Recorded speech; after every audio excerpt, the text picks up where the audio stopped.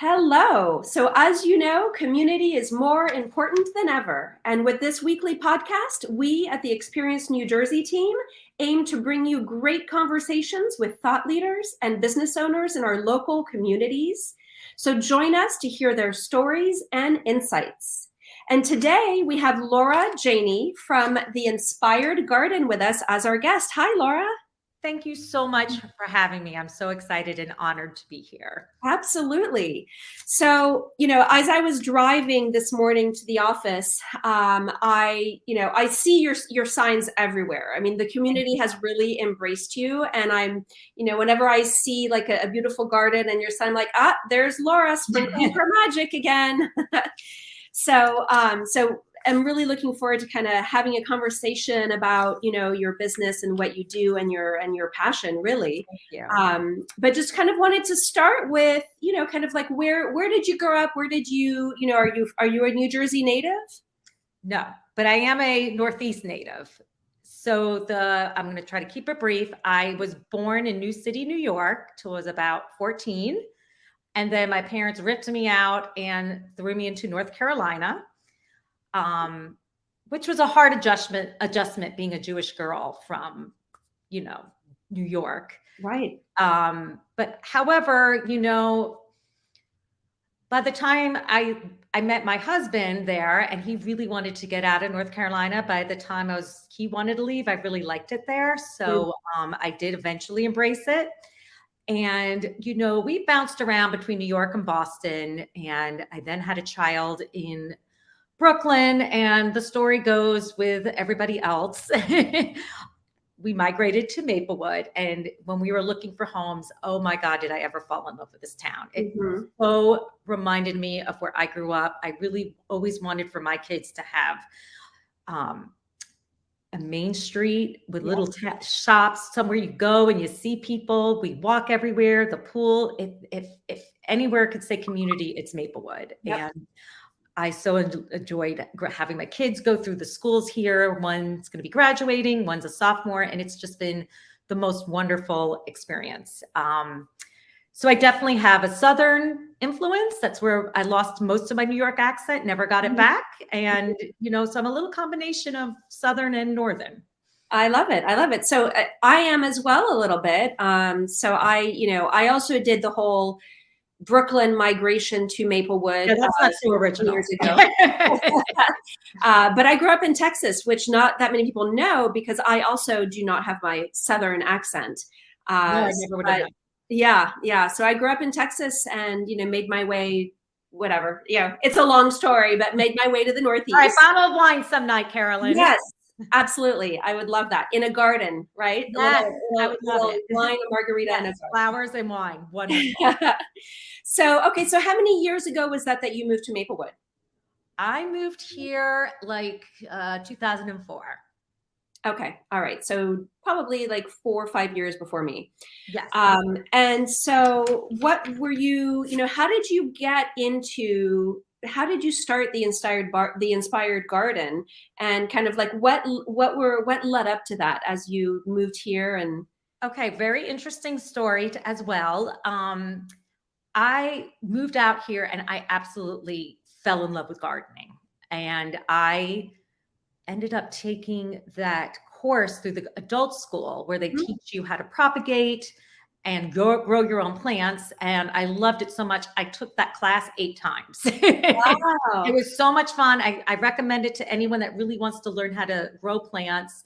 We would grow things, we would experiment, we would trade with each other. It was just, for me, it was like, I call it my therapy. Everything with that in that class, I forgot about the world. My kids were really little.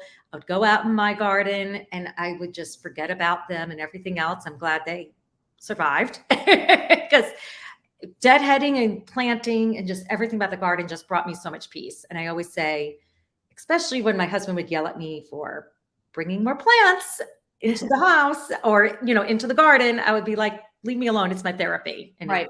Okay. So, everyone's was telling me to do this as a business. And I was like, no way. No, I just want to keep it as a hobby. And I really had a totally other direction. I really was thinking about, after my kids, was going to be a personal trainer. And that was kind of my goal. Nothing to do with flowers. And what happened was my husband lost his job, and I responded to an ad. Somebody needed weeding. I didn't even know if I wanted to do that. And my husband said, go for it. And it didn't quite work out that first job, but I was like, you know what? Maybe other people need my help. And it was going to be simple stuff like weeding, watering, maybe help pick out some plants, do a simple container, just really basic stuff. And I was really nervous. I was like, I don't know. And I made up a name. The Inspire Garden was made up in like a minute on a Saturday morning. I just took some photos of my old garden because we did move from my old house. We were in a temporary rental that we're going on 8 or 9 years now. It was supposed to be just our holding spot till we figured our lives out. And I posted on Facebook and the lounge just seeing if anybody would need some help. And oh my God, I got such a flood of responses. So I want to tell everybody, you just never know what life leads you, because this was not in a plan. I have a marketing background. I did everything backwards that you would do to launch a business. I started it in the busiest season. I didn't have business cards. I didn't have a website. I did everything you're not supposed to do, but it all grew very organically. So really from that one post, right away, a lovely photographer wanted me to help with their garden, and she did these beautiful pictures. That was like the gist of it. It really came out of trying to bring some extra money in so we could get by while my husband was looking for a job. So also when I hear about people's husbands or people losing jobs, I was like, look, believe me, it was one of the worst periods of my life. But on the plus, this probably never would have happened because this was not in anything I was thinking I would be doing. Right. Yeah. I mean, it's kind of like when life gives you lemons, you make lemonade, you know. But I really wasn't even thinking about having this lemonade. Like I never even expected this would turn into this. Like it's just been crazy. Well, I guess, you know, it just goes to show that when you allow yourself to find and follow a passion, you really make of it what you want. Yeah, I was very open. And it wasn't like I set out to do the Inspire Garden. It just evolved. Right. Right. And I think it's interesting because you said you have a marketing background. Yes.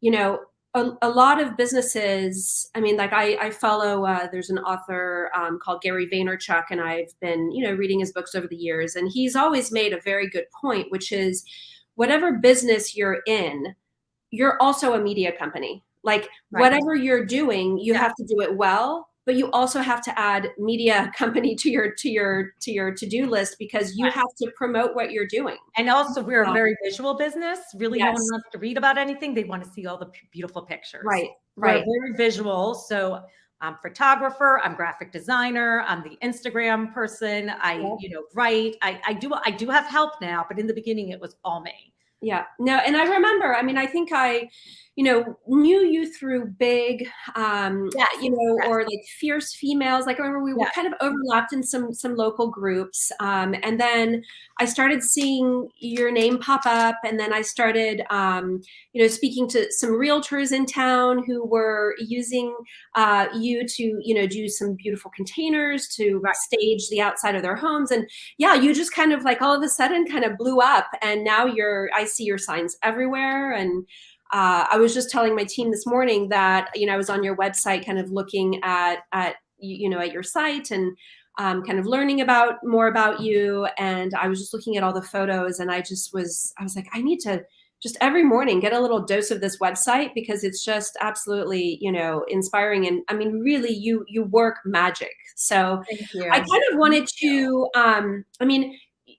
based on your website and kind of what I know that you do, you kind of have two parallel kind of avenues, right? You can do gardens, like help people set up a plan and, from A to Z create their own garden. Correct. And then you also do like a little sprinkling of magic with these containers that you do at front doors. And so, talk a little about kind of, what now that spring is here, like what are people calling you and what do they want? And everyone wants the same thing. Most people, I would say, want pops of color, low maintenance, and deer resistant. I pretty much get that all the time. And deer resistant, that's tough. I mean, that, is Right. there a way to, if you don't have a deer resistant plant, is there a special trick to making plants deer resistant? Well, I tell everybody, mostly if you stick with the deer resistant plants, you'll be okay. Yeah. However, nothing's truly deer resistant. If they're hungry or thirsty, they'll eat anything. They Right. really will. Your best defense is the deer spray. Mm-hmm. However, it's not spraying it once a season. It's like Mm-hmm. several days a week. And is that the coyote urine spray? We use something, I think it's called Deer Off, but all the garden centers, and it's all organic. Okay, Yes, got it doesn't smell too wonderful, but Yeah. if you spray that regularly, I've seen Mm. people who have deer problems spray that on their hostas and they don't eat them. Mm. So it's doing making sure you're not doing stuff like tulips, which is deer candy, Right. and doing more of the deer and all the nurseries can tell you when you go shopping. And I even have an article, a few on my blog about deer resistant plants. Because it's in the suburbs, pretty much, unless you have a gate or a fence, a lot of people have deer problems, which is nice because you're living among the trees and woods. Right. So yeah, that and spray. And the reservation is right there, and they come down. I mean, even people with fences. I mean, I've seen these deer jump all the time. So also, but to say, I have plenty of clients right near the reservation, so you can live with the deer. Right. And so has there ever been like a very unique request for somebody that like wants a very special, like kind of setup in their backyard? Or is there anything where you've been like, wow, that's interesting? Oh, we get lots of, yes, we definitely get some interesting requests. And I always love a challenge. We definitely get gardens where people just want purple and white. We get requests. I cannot wait to take a picture. I have a request up for their kids are doing a rainbow garden where it's going to be looking like a rainbow with all the colors of the rainbow. I've done very cool rock gardens with shade, all different shade perennials, which is really interesting. Also coming up, we're going to have some very interesting, a lot of people are getting into that highline look from the city. So we're getting some gardens this season that's going to be like that. But I guess more my true love is doing, cottage gardens, like those English beautiful wild cottage gardens, which everybody thinks is very easy and natural, but they're a lot of work to get that easy natural look. Yeah, no, absolutely. And I how sometimes florists, when you go onto their website, they have the different bouquets and they call it like, the whatever, the mommy bouquet or the I love you, for February bouquet. And I noticed that on your website, you kind of have these gardens, like you have Lavender and Lace. Yes, we name our gardens. Yes, I love it. And they all have a very distinct, feel. But yeah, I mean, a lot of effort goes into that. Those wild gardens where you just see a mix of just the most beautiful wildflowers. It sounds like, seed and it all pops up, but I can imagine that it takes a lot of maintenance. So do you help your clients with maintenance? Like, what does that look like? Absolutely. So when I say it's a lot of work, it's a lot of work for us. The homeowner, as long as they water, that's like 90% of it. So what we offer, we'll go in as a maintenance program. We will go in and we will, deadhead. We will check on your plants. We will cut back. We fertilize. We weed. We just make sure it looks like it should. Like we just give it that extra little bit of love. We also offer, even if you didn't do a garden with us, we can do some annuals. Some people don't know this. We'll just do sprinkles of annuals. And we will also take care of that if you sign up for all the seasons of annuals. That's great. So you've got lots of different packages. Yeah. So it's, as long as people water, we can't water for you. As long as you're on top of watering, which interesting enough, until some people have actually talked to me about what it really takes to water, they just don't know. And once I explain what to do, they're amazed how well their garden is. I've turned a lot of. Well, I still have the little device that you gave me to. Yes, you could use that for outdoor pots too. Yes, you can. I use that for outdoor pots as well. Oh, interesting. Yeah. Okay. Yeah. Why not? That's right. Isn't that life-saving? Yes, yes. It does take the guesswork out of like, do I need to water this plant now or not? Right. I I've got even to used it yesterday. I got some indoor hydrangeas and they were a little droopy and I watered. I'm like, I don't know if this is enough water. And I put it in. I'm like, yep, it is. right. I wouldn't have known that without Yeah. it. Yeah. Yeah. It's a little tricks of the trade. Yeah, that's a good one. Yeah. But That's it's like, amazing how flowers are really enchanting. And some of the testimonials on your website were just really beautiful. I actually kind of made a note of a few of oh, them. That your gardens bring a sense of peace and serenity to somebody's home. And then somebody else had written, if you love flowers, Laura needs to be your go-to. Her knowledge and her artistic eye combine to make you a personal floral utopia.